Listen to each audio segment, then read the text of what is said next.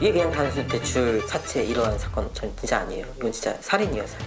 내가 없으면은 없어져야 얘네가 다른 사람도 마찬가지고 부모님 덜 괴롭겠구나. 지금 합계 2억이 넘어가네요.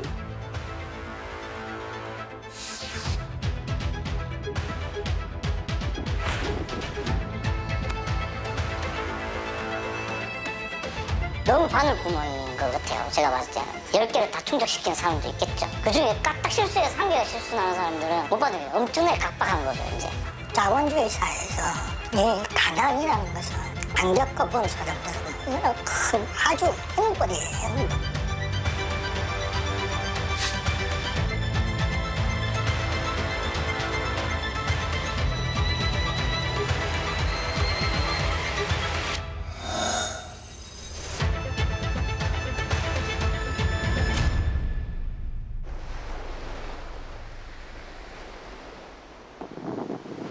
제주도의 한 바닷가 마을.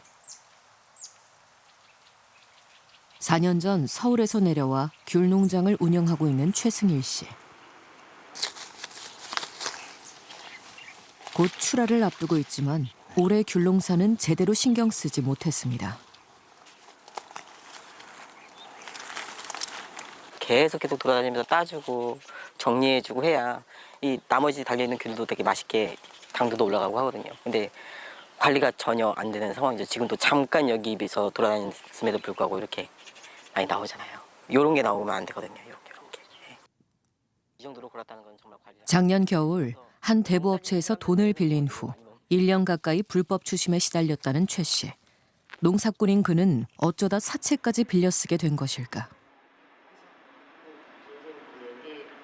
제주도에서 서울까지 배로 실어갖고 오고 운송비가 저는 개인적으로 들 거 아니에요. 정확히 한 7, 80만 원 정도가 조금 아쉬웠어요. 그런데 뭔가 이제 좀 마흔이 넘어가고 하다 보니까 주변 사람들이나 엄마한테, 아빠한테 돈 빌려달라는 얘기가 좀 잘 안 나오더라고요.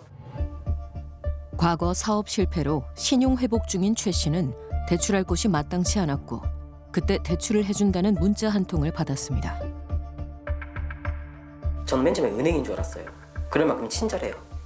처음에 좀 농담도 막 하고 소득증명이나 신분 절차 확인하는 것도 은행이랑 꽤나 비슷해요. 뭐 등본, 추본 내라, 그리고 소득증명 해달라, 뭐 보험 들어있으면 4대 보험 인증해달라. 너무나 똑같더라고요. 난 그냥 대부업체구나, 3금융이구나 라는 마음으로 그냥 다 제출을 했죠. 보통 요게 3건이 다 100만 원을 빌려 일주일 후 이자를 포함 180만 원을 갚기로 한 최 씨. 대부업체에서는 담보 대신 주변 지인들의 연락처를 요구했습니다. 저희도 선생님이 어떠한 분인지 모르니까 돈 빌리고 연락이 안 되거나 잠수 탈 수도 있으니 지인 연락처를 좀 받아둘게요. 이 사람이 도망갈 수도 있잖아요. 그러다 보니까는 저는 안 도망갈 거고 갚을 거니까 그냥 흔쾌히 아무렇지 않게 그 연락처를 넘겼거든요. 나중에 그게 이제 저한테 큰 협박이 돼서 돌아올 줄은 정말 몰랐죠. 대부업체가 요구한 차용증을 든 얼굴 사진도 찍어 보냈습니다. 일주일 뒤 귤을 납품하고 180만 원을 제 날짜에 갚았지만 대부업체는 연체료를 요구해 왔습니다. 일반적인 금융권에서 돈을 빌리면은 1월 1일이 상한 날이에요. 그러면 1일날 아무 때나 갚으면 돼요. 그냥 안 넘어가기만 하면 돼요. 근데 사채는 1월 2일 오후 1시까지 갚으세요. 그 시간을 정해줘요. 그게 넘어가면 연체예요. 그때 제가 그 180만 원을 한 30분인가 늦게 보냈거든요. 연체를 달라는 거예요.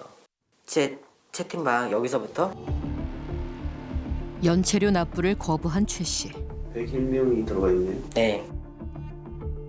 열흘 뒤 최 씨의 지인들이 모인 단체 대화방이 열렸고 협박이 시작됐습니다.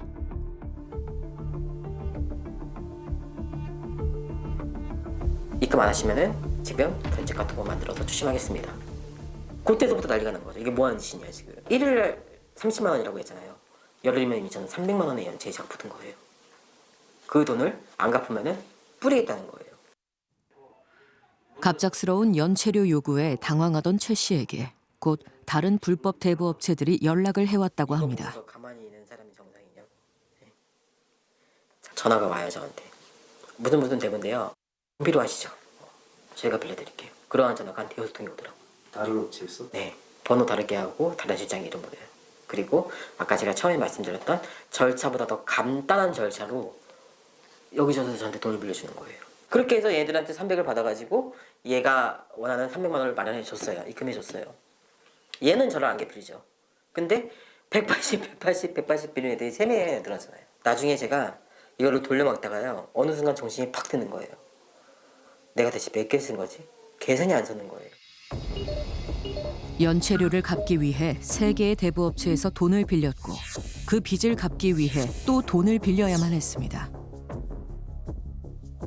귤을 팔아 번 돈은 불법 대부업체들의 원금과 이자로 다 빠져나갔습니다. 보시면요.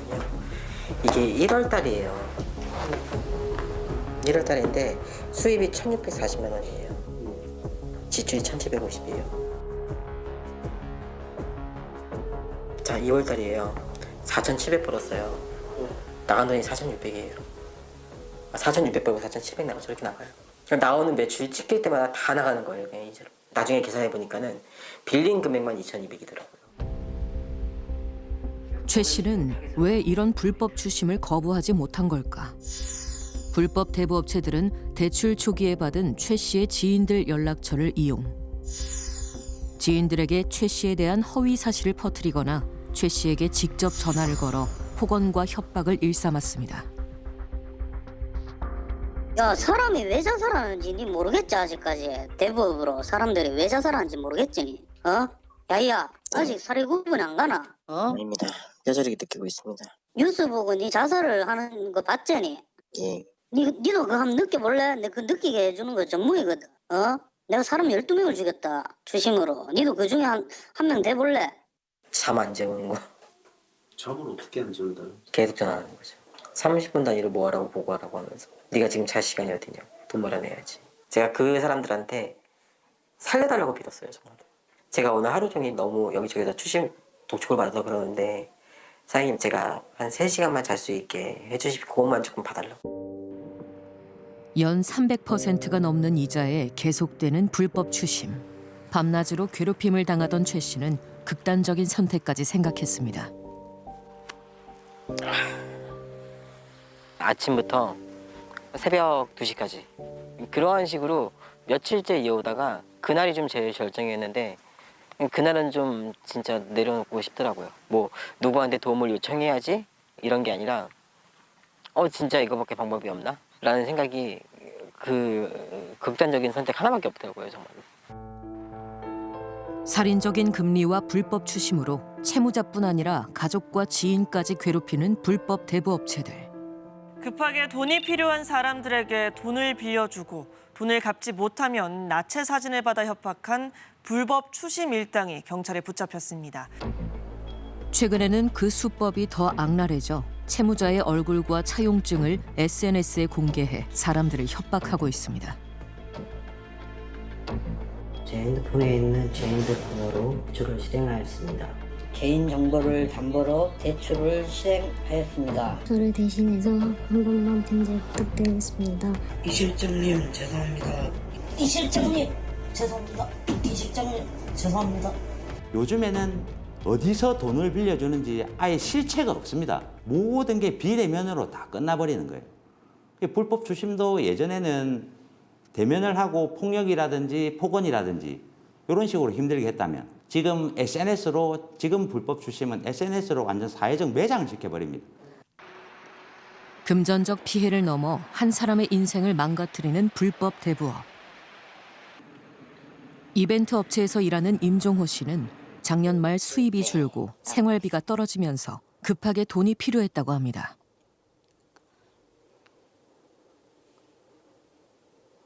교통비라든가 아니면 뭐 통신료 이런 거를 좀 내야 할 때문에 좀 집에 손 벌리기도 그랬고 해서 부족했던 금액이 얼마인가요? 부족했던 금액 한 얼마 안 돼서 한 30, 40 정도? 최소로 해봐야 한 25. 임 씨는 인터넷에서 찾은 대부업체에서 20만 원을 빌렸습니다. 돈을 상환하지 못하자 불법 추심이 시작됐고 업체의 협박은 상상을 초월했습니다.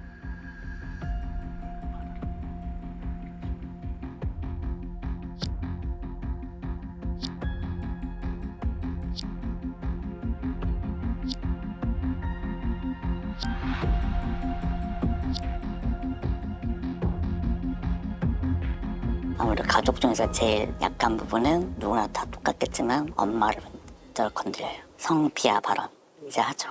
그다음에 저도 죽이겠다. 여기 있는 사람 다 뿌려줄까. 차용증 들고 있는 사진. 그렇게 협박을 하죠. 미성년자 성폭행범 몰고 가는 거죠.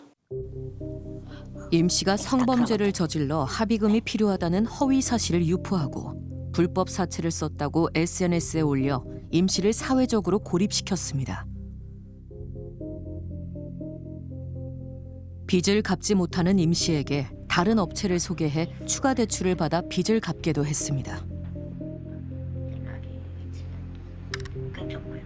얘네 내가 못 갚을 거 아니까 다른 데 빨랑 빌려라. 아니면 내가 내 아내 실장 소개시켜줄게.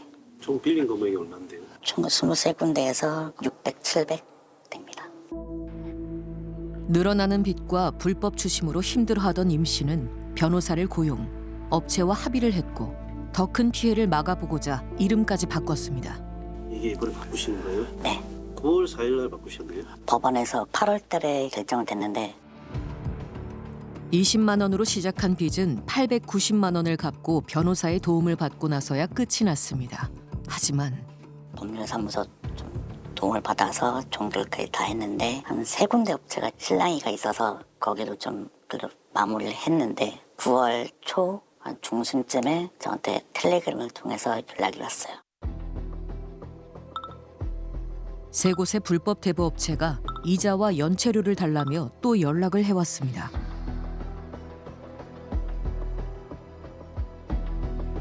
다시 시작된 불법 추심. 임 씨는 속수무책으로 당할 수밖에 없었다고 합니다.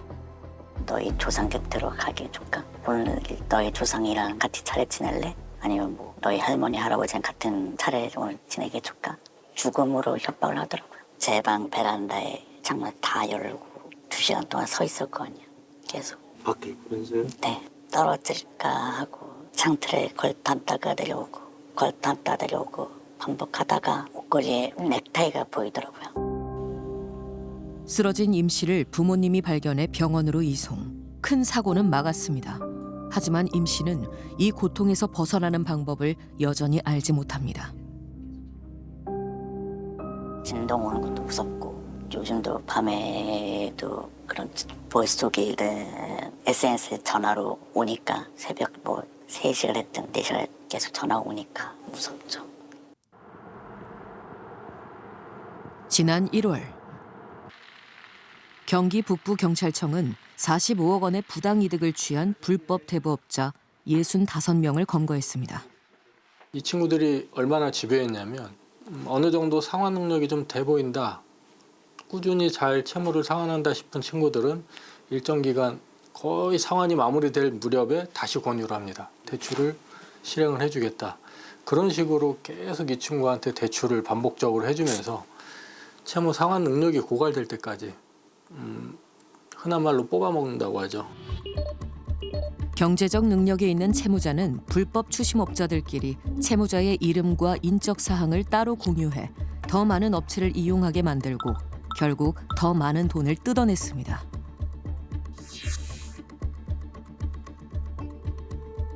원금의 200배까지 이자를 받아낸 일당들. 불법 대부업은 대포폰과 대포통장을 통해 대부분 비대면으로 거래가 이루어지기 때문에 수사가 어렵고 검거된다 해도 처벌 수위가 높지 않다고 합니다.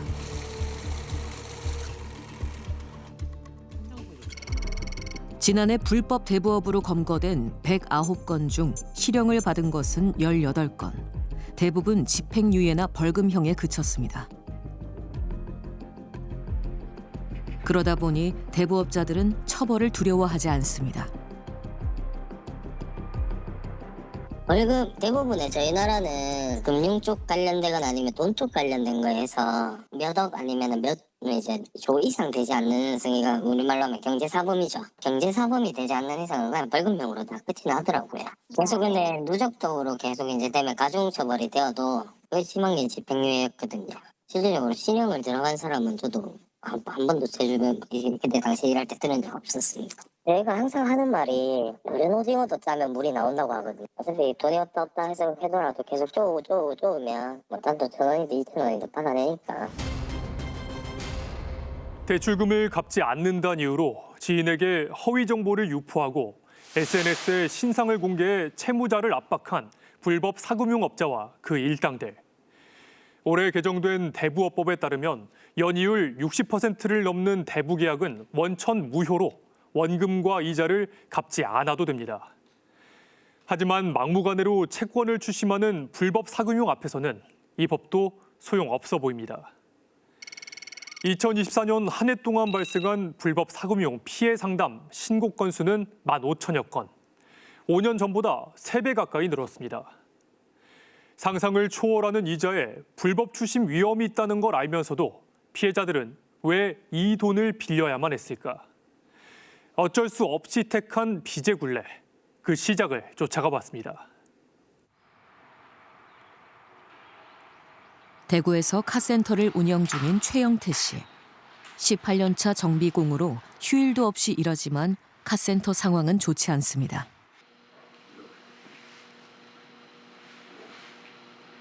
진짜 21만 9,824원이네요. 네. 이것도 이제 전기세 또 내고 나면 또 없는 상태입니다. 전기세가 27일이면 또 끊기거든요. 또 한 달치를 또 내야 되니까. 몇십만 원 남지 않은 통장 잔고와 연체된 공과금.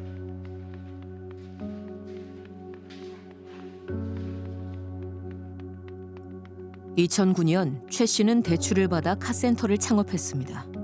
하지만 임대로 들어간 건물에 문제가 생기면서 폐업을 할 수밖에 없었고 4천만 원의 빚이 생겼습니다. 최 씨는 신용 회복을 통해 4년째 이 빚을 갚는 중입니다. 맨 처음에는 요런 부지였죠. 네, 요런 부지였죠. 이후 가족들의 도움으로 2019년에 새로운 카센터를 열게 된 최 씨. 개업 직후 매출이 높아 빚을 갚을 수 있겠다 생각도 했습니다. 하지만 뭐 한 달에 뭐 200만 원, 300만 원, 500만 원 매출 찍다가 갑자기 1,500만 원, 2천만 원 매출이 나온 거예요. 이래하면은 이제 운행이 되겠다. 이때까지 실패한 거에 빚이 밝혀지겠다. 이런 생각을 했는데 그 다음 달에 이제 코로나가 터져버린 거죠. 1,000만 원이 넘던 매출은 코로나 이후 월 30만 원으로 떨어졌습니다. 경제적으로 어려웠던 최 씨는 소상공인들을 대상으로 한 코로나 지원 대출을 신청하러 갔다가 뜻밖의 이야기를 들었습니다. 코로나니까 재난상이니까 주겠지. 그동안 신용 등급도 올랐을 건데 했는데 신용 회복 중이라고 안 된대요. 한 30초? 컴퓨터 누르고 그냥 또 포스트잇에 왜 안 되는 이유를 적어서 그냥 보내더라고요. 신용 회복 중이어서 안 된다고 적혀 있더라고요. 결국 코로나 지원 대출 대신 서민 금융 지원 상품인 미소 대출을 통해 1,000만 원을 빌린 최 씨. 가게 운영을 걱정하던 오씨 아주머니도 미소금융을 이용하였습니다. 덕분에 위기는 넘겼지만 그 이후로 은행 대출은 받을 수 없게 됐습니다. 그 다음 은행에 핑계거리가 생긴 것 같아요. 이제 대부업에서 대출을 받았다라는 그거 하나 때문에 다음 뭐 대출이나 뭐 다른 상품이 지원금이 나왔을 때 그런 게 이유가 달리더라고요. 대부업에서 받았다라는 그 하나 때문에 아무것도 안 되더라고요.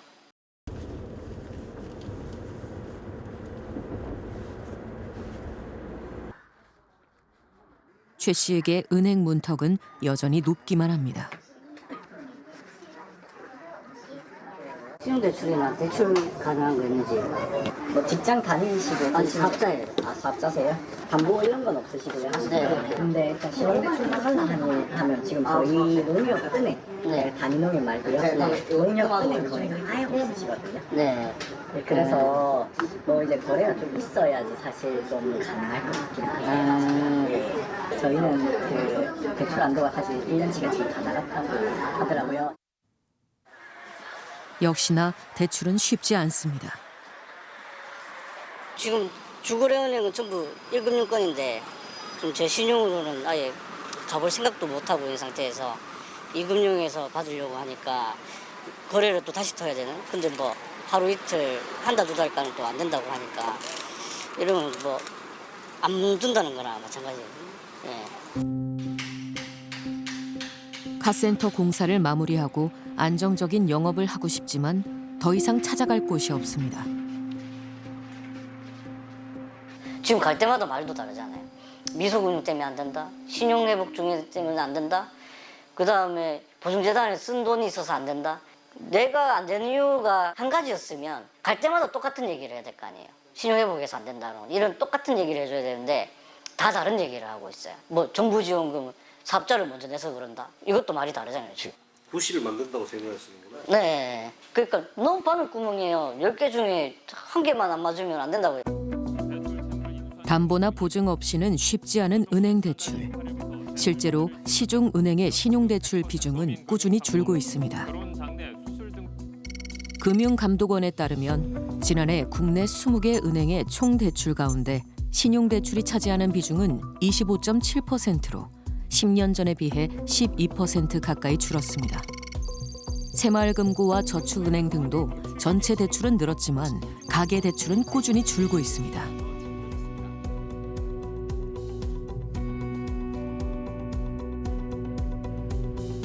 은행에서 돈을 빌리지 못한 서민들이 대부업이나 사채 시장으로 내몰리는 금융 배제 현상이 나타나고 있는 겁니다.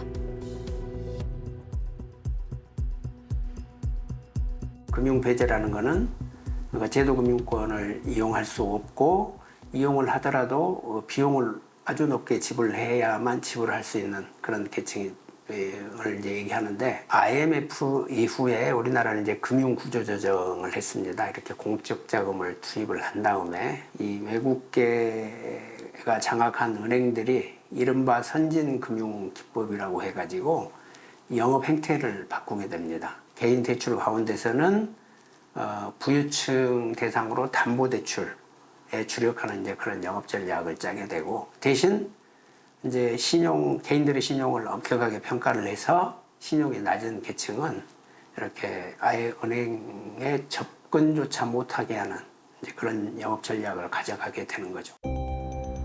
은행들이 신용도 높은 고소득층 대출에만 집중하면서 이 같은 금융 배제 현상은 점차 심화되는 추세입니다.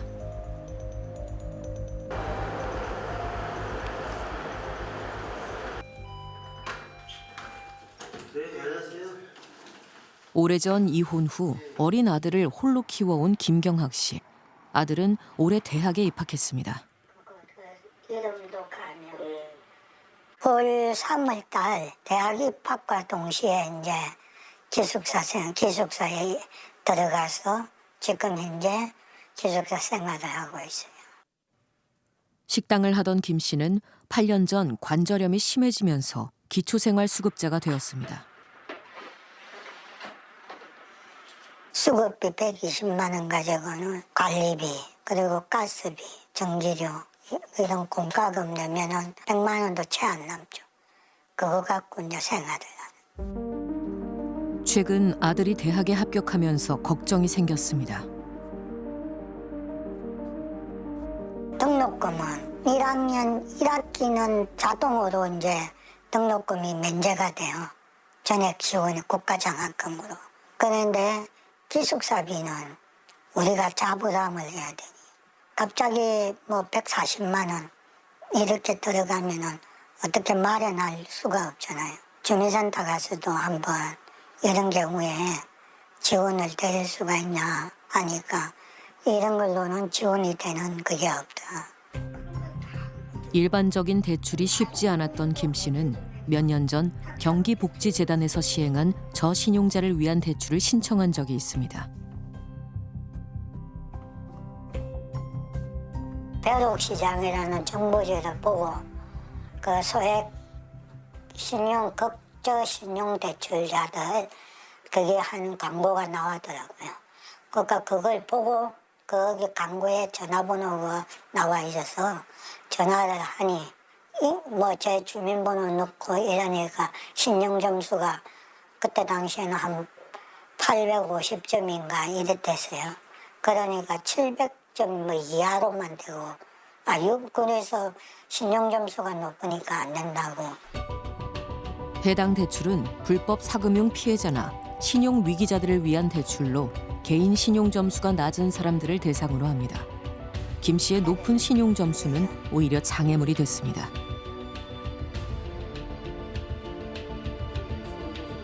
그러니까 신용점수 기준으로 말하는 거예요. 공과금을 몇 개월 안 내고 이러면은 그거 지금 복지 거기에 올라가갖고 정부에서 지원을 해줘요.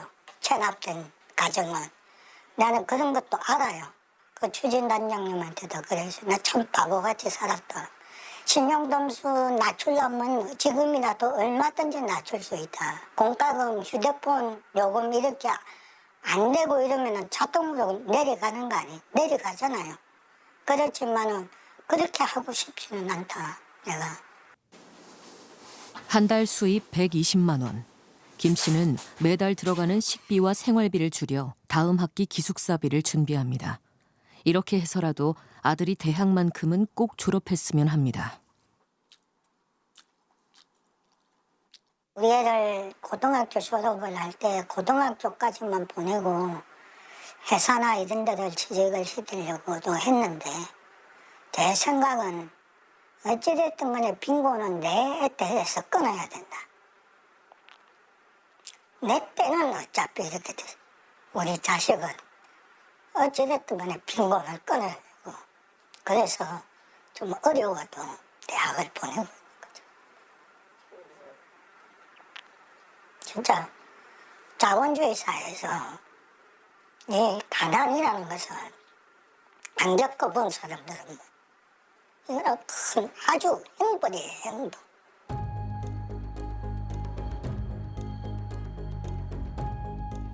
저소득층을 위한 대출을 찾아보기 힘든 요즘. 담보나 보증 없이 돈을 빌려주는 곳이 있습니다. 2012년부터 저소득 저신용자들을 상대로 무이자 대출을 시행하고 있는 한 단체. 최소 10만 원에서 최대 300만 원까지 대출해 주는데 회수율도 높다고 합니다. 우리가 이 번호는 8,437번이다 이거죠. 1년 순서대로. 상환은 어떻게 이루어지나요? 12달로요. 대출 받고 나서 12달. 그다음 그 달이나 그다음 달부터 해서 12달로 매달 갚으라고 얘기를 하죠. 그러니까 이분들이 나름대로 잘 갚아갖고 지난달인가 저지난달에는 93%도 되고 지금 90% 89% 이렇게 왔다 갔다 해요.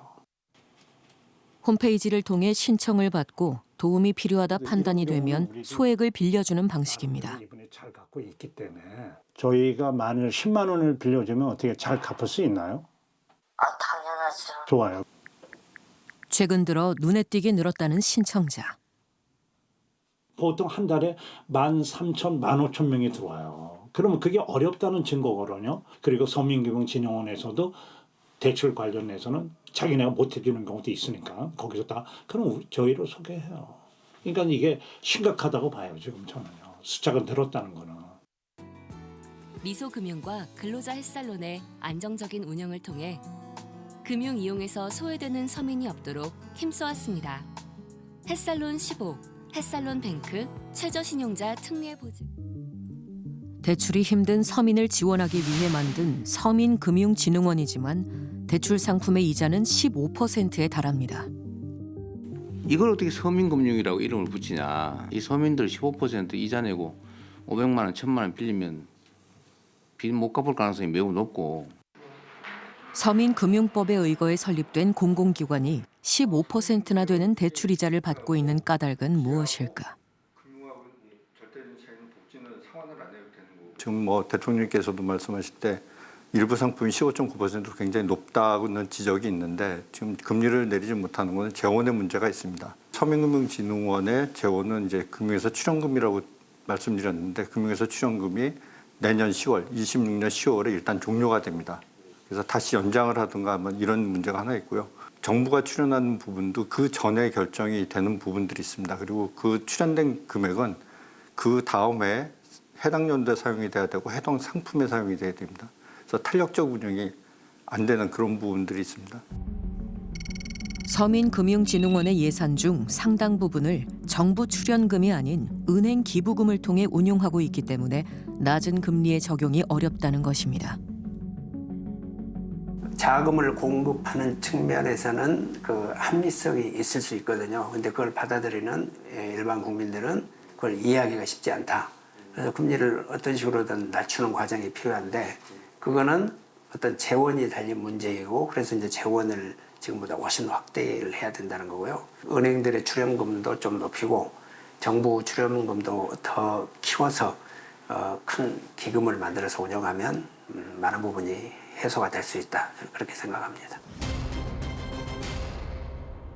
은행 대출을 한 번이라도 받아본 사람이라면 담보나 보증 없이 신용만으로 은행에서 돈을 빌리는 것이 얼마나 힘든 일인지 잘 아실 겁니다. 소득이 높지 않은 저소득층에게 은행 문턱은 더 높기만 한데요. 이렇게 사회 취약계층이 금융기관을 이용하는 과정에서 당하는 차별 혹은 배제를 금융배제라 부릅니다. 그리고 전문가들은 이 금융배제의 원인 중 하나로 장기 채무를 꼽았는데요. 오랜 기간 연체되어 감당할 수 없을 정도로 불어나 서민들의 발목을 잡는 장기 채무의 문제점에 대해 알아봤습니다.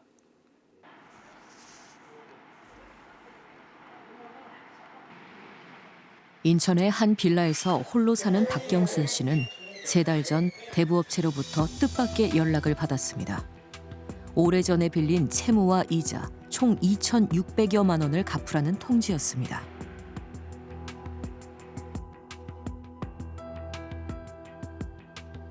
갚을 게 있다 그러더라고요. 전화 와가지고 무슨 돈이냐고 물어봤더니 자기네에서 200만 원을 갖다 썼는데 그래서 나는 지금 그걸 모르는 상황이니까 내가 썼는지 안 썼는지 나 지금 기억도 없다. 일단은 이걸 보내달라고 해가지고 보내준 거거든요.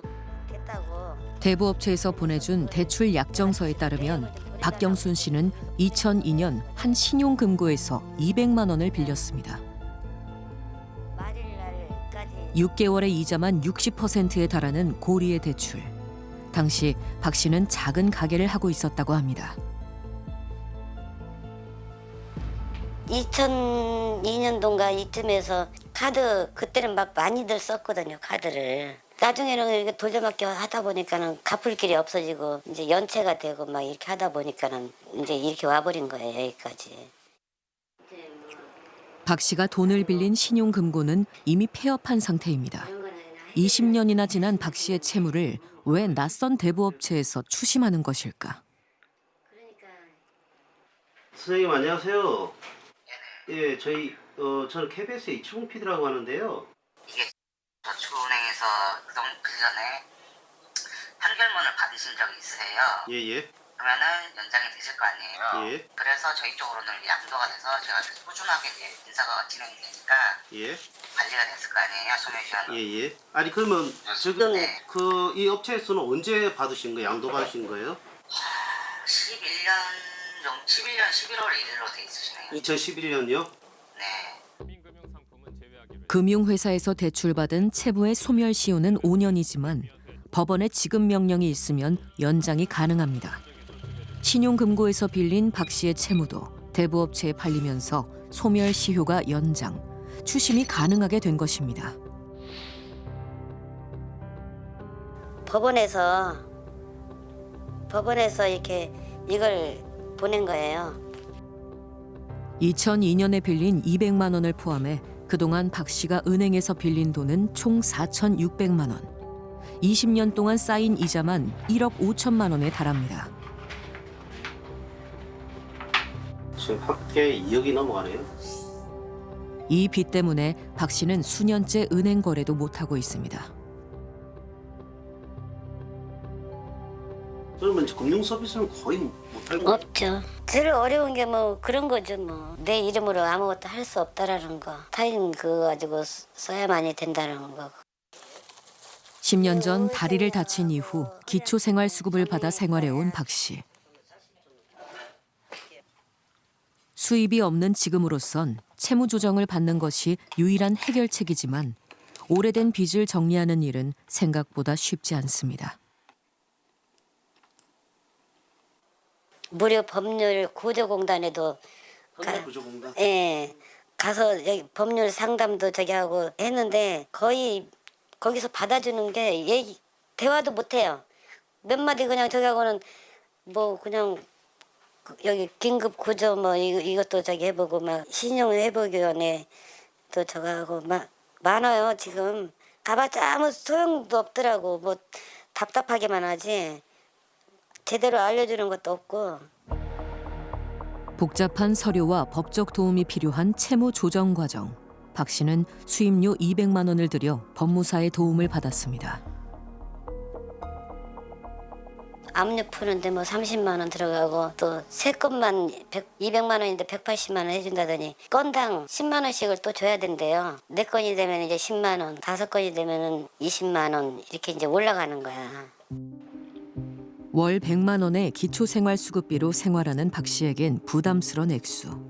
빚을 없애기 위해 또 빚을 져야 하는 상황이 박 씨는 부담스럽습니다.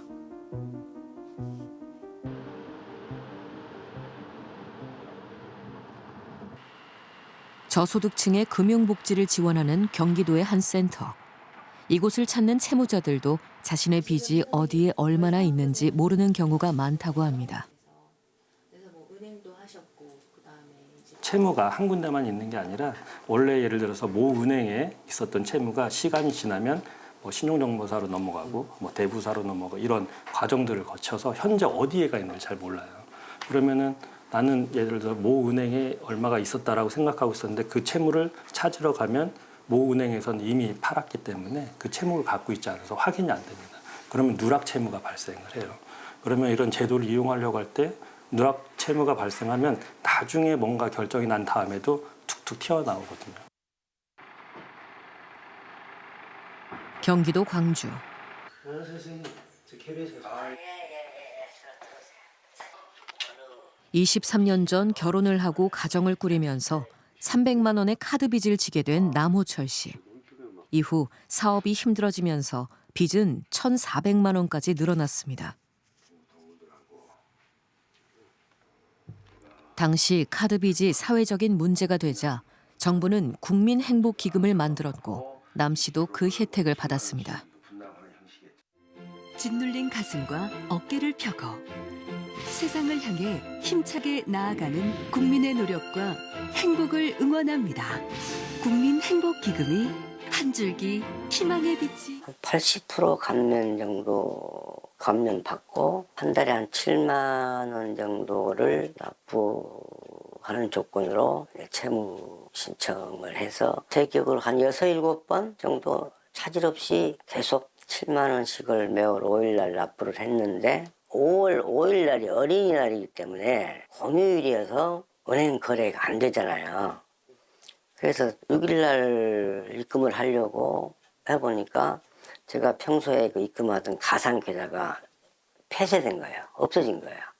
수많은 어려움 속에서도 국민행복기금을 관리하는 한국자산관리공사 캠코는 입금일을 넘긴 남 씨에게 재심사를 통보했습니다. 다시 나아갈 희망을 채우고 이 재심사 과정에서 과거 부모님이 남긴 고향 땅을 등기 이전한 것이 문제가 됐습니다. 땅을 처분해 빚을 갚으라는 것인데 재산 가치가 없는 땅을 파는 일은 쉽지 않았습니다. 근데 여기 길도 없어요. 살 사람이 없어요. 살 사람이 없어요. 전혀 없습니다. 그 산 속에 있는 그 묘지터 길도 없는데 그걸 누가 살라고 그랬어요. 캠코는 해당 토지에 압류를 걸고 채무 상환을 요구했습니다. 압류로 인해 토지 매매는 쉽지 않습니다.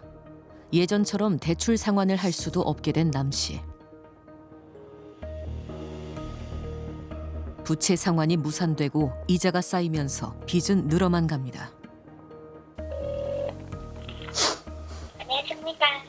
예, 캠코에 채무가 있는 사람인데요. 채권 잔액이 329만 9,097원 확인되고 있습니다.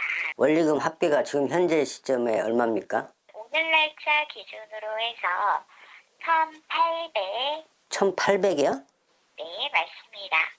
지금 그 캠코에서 그 제 명의로 돼 있는 토지에 대해서 지금 가압류해놨잖아요. 채권 해소할 목적 이외에 다른 목적이 있나요? 회수가 안 될 경우에 재산에 대한 부분으로 해서 가압류를 진행을 합니다만 가압류를 한다고 해서 모두 다 경매를 진행하는 거는 아니라고 말씀드립니다. 좋아요. 예.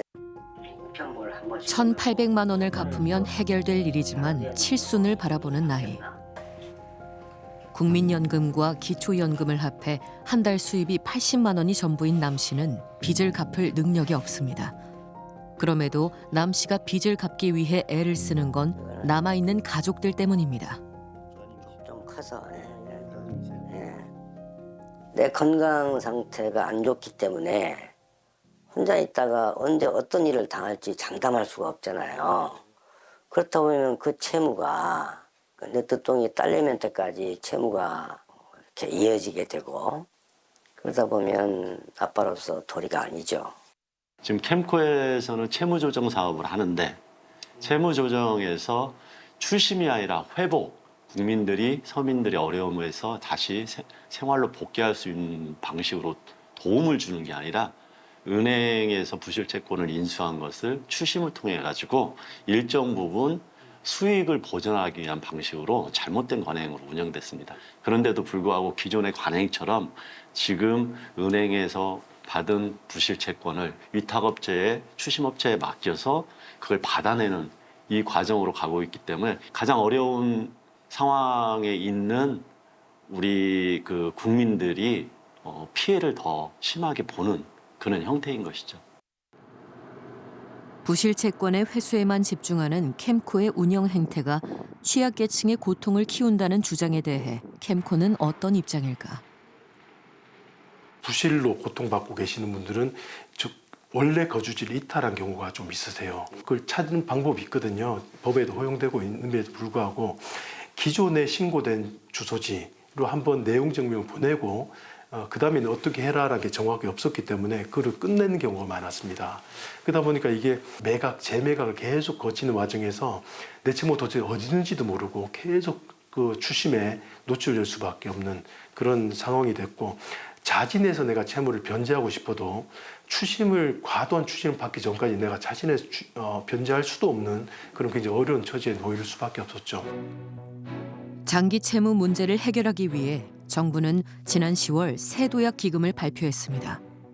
7년 이상 연체된 5천만 원 이하의 채무를 소각 혹은 감면해주는 이번 세도약 기금을 통해 113만 명이 혜택을 받게 될 예정입니다.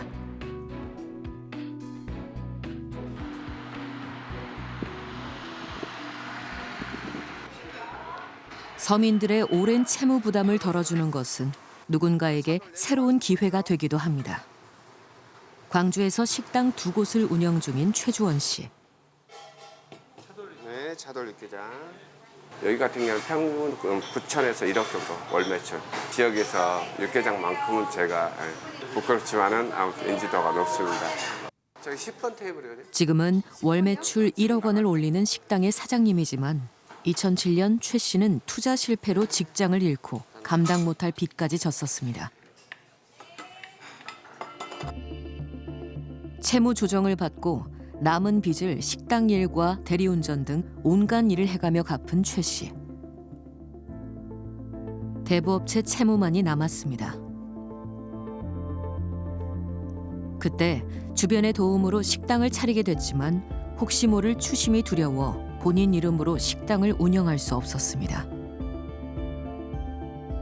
이름 실명을 걸고 사업을 운영하는데 그 실명자가 사업주가 대표가 아니라는 것은 좀 앞뒤가 안 맞잖아요.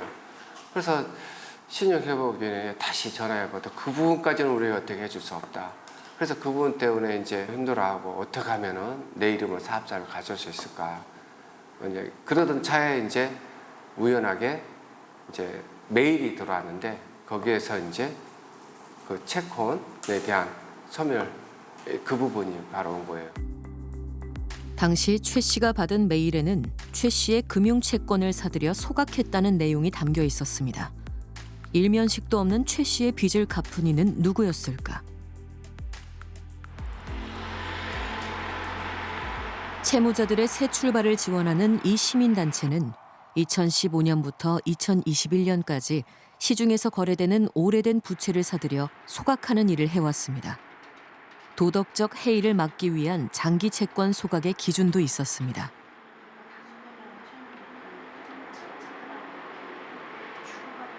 저희가 상담을 하거나 이거 소각을 했을 때 확인해 본 결론은 뭐냐면요. 이분들이 단 1원도 갚지 않고 탕감해 준 분은 없어요. 왜냐하면 그럴 수가 없어요. 이게 기망행위이기 때문에 그건 형사처벌 대상이거든요. 왜냐하면 뭐 한 2014년, 15년도까지만 하더라도 산부이자 가까웠어요. 우리나라 법정이자율이 27%인가 그래요. 그러니까 3년만 갚아도 원금 가까이는 갚는 거거든요. 기업이나 법인들에게도 개인 회생, 그러니까 법인 회생을 통해 가지고 다시 기회를 주는 것처럼 개인도 마찬가지라고 저는 생각합니다. 장기 채무의 탕감은 단순히 빚의 소각이 아닌 정상적인 사회인으로 살아갈 희망이 되기도 합니다. 8천만 원 빚은 사람 은행에서 자기가 신용도 있고 빚도 있는데 그냥 갚아주고 이런 것을 저도 반대죠. 지금 도와주겠다는 사람은 이미 나락에 있는 사람이잖아요. 발판 하나 놔주는 거거든요. 한번 딛고 올라와 봐라. 디딜 데도 없을 때는 하나씩 밑으로 꺼지긴 하는데 발판 하나 내주는 거잖아요. 이 정도는 해줄 수 있잖아요. 대한민국 국민으로서.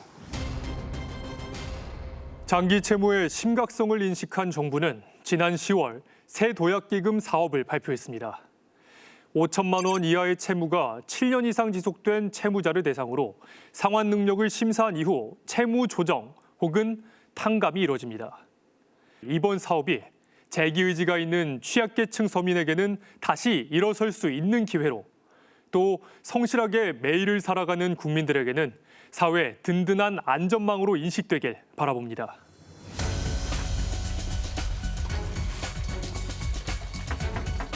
손에 뭐 보일러 이런 거 고장났다.